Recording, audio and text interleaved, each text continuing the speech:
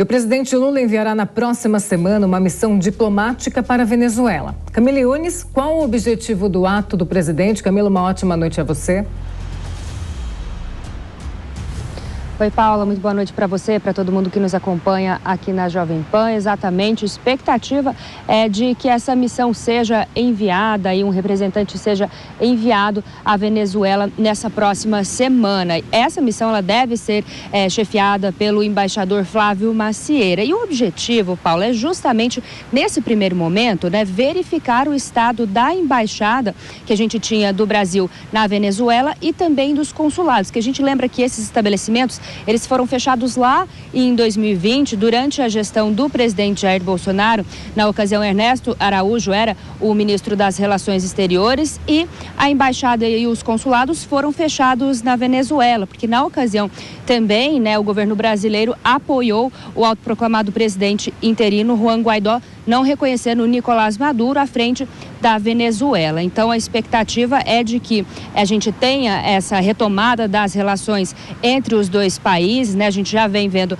essas sinalizações de reaproximação entre Brasil e Venezuela. Lula e Nicolás Maduro são aliados, Tem um alinhamento político, um alinhamento ideológico também em muitos aspectos. Então, com a eleição de Luiz Inácio Lula da Silva, a expectativa é de que essas relações sejam retomadas. A gente já tem visto bastante, falado aí a respeito dessa reaproximação entre Brasil e Venezuela. Paula. Camila, ainda falando na retomada da relação entre o Brasil e a Venezuela, Lula e Nicolás Maduro pretendem montar um novo bloco. Explica pra gente mais sobre isso. Pois é, Paula, essa declaração ela foi dada essa semana por parte de Nicolás Maduro na Assembleia Nacional e ele falou sobre a intenção de se criar um bloco com o Brasil e vários outros países da América Latina, países caribenhos. Então, ele deu essa declaração e falou também sobre a possibilidade de um apoio até da China e da Rússia, Não são países aqui da América Latina, mas que teria apoio, citou a possibilidade de ter o apoio desses dois países, da China e da Rússia. Ainda não tem nada acertado sobre a criação efetiva desse bloco, mas Nicolás Maduro citou aí essa intenção, mas a gente ainda não tem detalhes de como será feito, se será feito e de que forma será realizado. Paula. Valeu, Camila. A gente volta agora a conversar com o professor Marcelo Suano, que também vai repercutir mais sobre esse assunto. Professor, como que você vê essa reabertura da embaixada, esse bloco também tão falado aí nessa última semana, esse estreitamento aí entre a relação Lula e também Nicolás Maduro, que a gente sabe que tem uma relação aí muito próxima, assim como a Camila falou, de ideais muito parecidos, Paula, o nível de complexidade é muito maior do que se imagina e, por incrível que pareça, as questões simplificadas podem ser apresentadas para todos. São 4 pontos que precisariam ser identificados de imediato. Primeiro, simbolicamente. O que nós temos?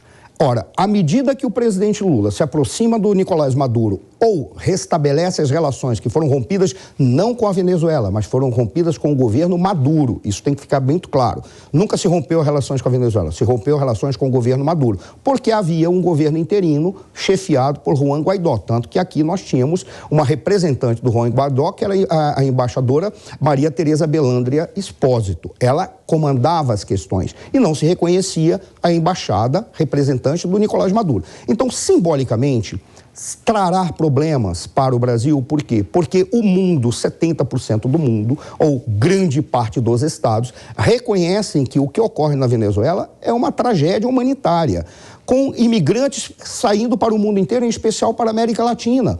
Pessoas que sofreram, tanto que nós tivemos aqui uma política de recepção dos refugiados, que é a Operação Acolhida, que se fosse bem trabalhado pela mídia, seria ganhadora do Prêmio Nobel. Pela grandeza do que foi feito, pela magnitude e pela excelência do que foi feito. Então, simbolicamente, será muito ruim para o presidente Luiz Inácio Lula da Silva. O segundo ponto é apenas fazendo uma complementação que é necessária para esclarecimentos. Normalmente, todos falam que o Juan Guaidó se autoproclamou presidente da República. Eu não estou corrigindo a Camila, tá? É apenas que todos falam isso, é importante trazer essa complementação. Ele não se autoproclamou. Ele foi investido pela Assembleia venezuelana. Ele foi investido pelo parlamento. Por qual razão? Porque as eleições que aconteceram em maio de 2018 não foram reconhecidas. Foram questionadas por grandes entidades, organismos internacionais, organizações e representantes do mundo inteiro que viram que aquelas eleições tiveram problemas, razão pela qual não foram reconhecidas nem internacionalmente e nem pelo parlamento. Quando chegou o ano de 2019, declarou-se vacância, porque teria que assumir um novo presidente. E o presidente, como aquelas eleições não foram consideradas, o que aconteceu? A Assembleia elegeu presidente da Assembleia, Juan Guaidó. E pelo fato de ter vacância na presidência da República, Juan Guaidó foi investido presidente interino para convocar eleições num determinado período. E aí ocorreu todo o problema que nós vimos de falta de reconhecimento, violências, crises, pessoas refugiadas, e acabou ficando com 2 governos, reconhecido por parte do mundo, outro também por uma outra parte muito menor. Então isso é importante nós trazermos à tona. Por quê? Porque ele não se autoproclamou. Ele foi investido legitimamente segundo a Constituição, inclusive a Constituição bolivariana, pela vacância do cargo presidencial e não reconhecimento das eleições. O outro ponto é que quando você observa essa perspectiva do Maduro de fazer um bloco em apoio ao governo brasileiro, isso está dentro da lógica de integração regional que todos os partidos de esquerda fizeram ao longo de um determinado tempo. Nós tivemos, primeiro, o Mercosul, que foi um outro momento, e então tem uma outra perspectiva. Nós tivemos a ALBA, que é a Aliança Bolivariana, nós tivemos a Unasul, nós tivemos uma série de propostas de integração, porque a perspectiva de que a América Latina deveria ser conduzida ou se conduzir autonomamente dentro de uma proposta sua, que seria, basicamente, a proposta que foi coordenada num determinado momento por Sua Excelência, o presidente Luiz Inácio Lula da Silva, e depois quem assumiu o protagonismo foi Sua Excelência Hugo Chávez.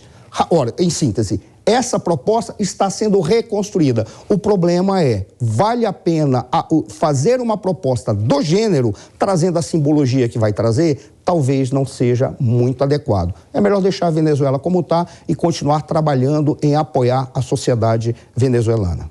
Professor, você falou justamente sobre a repercussão, como é que ficaria aqui no Brasil, falou que seria talvez algo negativo para cá. A gente viu que Jair Bolsonaro tirou essa embaixada, agora vem Lula e coloca. Não fica também uma situação um pouco instável, né? Um tira, um coloca a embaixada, um cria essa relação, outro troca. Qual que também seria o aspecto aí, aspectos positivos ou negativos também para a Venezuela em relação a isso? Olha, aí vem a grande questão. Para a sociedade venezuelana, se a sociedade sofreu a tragédia humanitária em decorrência das ações do governo Maduro, então o reconhecimento pelo Brasil do governo Maduro para a sociedade venezuelana é péssimo.